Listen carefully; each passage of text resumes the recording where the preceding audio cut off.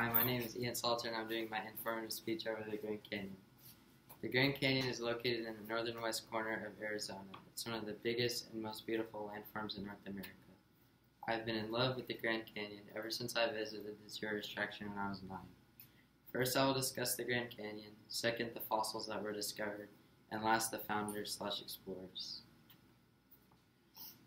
First, I will begin with the Grand Canyon basics. The Grand Canyon dates back 5 to 6 million years ago when the Colorado River cut a channel through the rock. The Grand Canyon is the largest, which made it the largest canyon in the world. In some places, it's a mile in depth and has a volume of 4.17 trillion cubic meters. Now that I have discussed the basics of the Grand Canyon, I will discuss the fossils that were the most common fossil that was discovered. So, most of the fossils that were discovered were marine life because it's a river. And the most common fossil was the branchiopod. They're basically like clams that had a shell that opened and closed, and they dug their way inside the mud. They ate plankton and dead organic materials.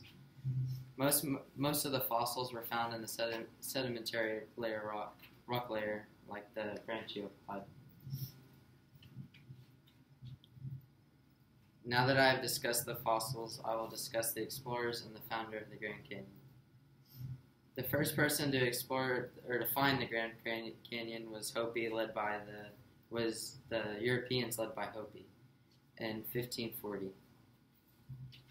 But 300 years later, the U.S. military sent out an exploration team to the Grand Canyon. And then in 1858,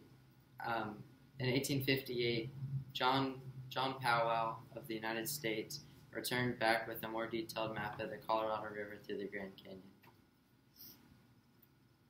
Now that I have discussed the map of the Grand Canyon, I will discuss the conclusion.